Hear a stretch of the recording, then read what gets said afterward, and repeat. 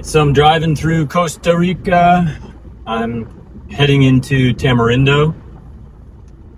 Guanacaste is a drier climate. We were in southern part of like down at Uvita and Chirapo in December, and in January we've been mostly in Guanacaste. Very different sorts of energies and styles. Nosara and Tamarindo are probably the most sort of luxurious feeling beaches, but Playa Conchal, Playa Flamingo, Playa del Coco, these are all fun beaches with a little bit of something extra going on, a little bit of spicy sauce on there, a little bit of something extra going on. And there's an absolute ton of things to do in Costa Rica in terms of outdoor recreation, tour buses everywhere. That's the big industry is tourism. And so you got to be kind of okay with that, and kind of okay with not being in a hurry. You got to be kind of okay with ants, and kind of okay with a slower pace of getting things done. The other big one that I'm not sure people are mentioning much about Costa Rica is you can go hiking. You have to be like a planner who goes, into the woods to go hiking, but there's not a lot of infrastructure for walking around. It's not a great place other than maybe San Jose and Atenas. I haven't seen any towns where it seems nice to cycle and walk around. So those are a few reflections, a few things to know about with Costa Rica. And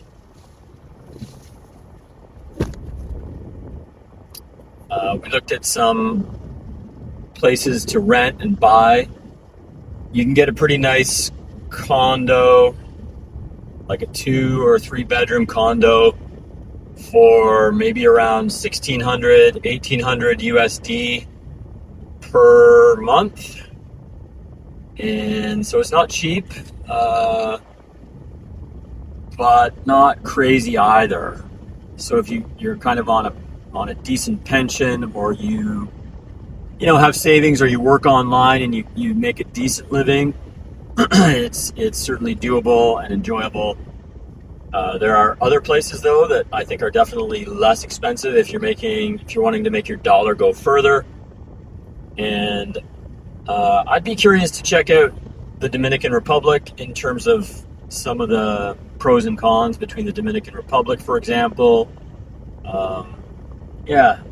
You do it based on your own sort of family and style, but I think there's room for a lot of growth in the Tamarindo area and in Nosara.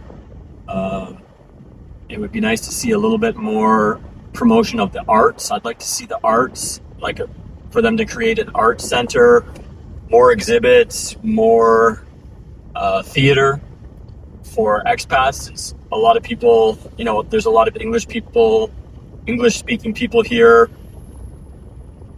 And it'd be cool to find more ways to bring people together and connect.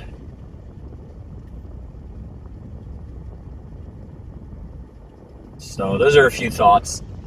If you like a drier climate, Guanacaste is amazing. If you don't mind a little bit more, or if you crave more forest and green, if you want it to be green and lush everywhere, then you're better off going down to Uvita and the southern part of Costa Rica. If you're not a huge fan of oceans and beaches and just want a warmer climate, you could go inland to Atenas and to even San Jose. If you like a big city, it's a pretty fun city, although I would suggest for most people they'd want to be on the outskirts of San Jose. It's like it's not very relaxing. It's a very busy, big city, San Jose.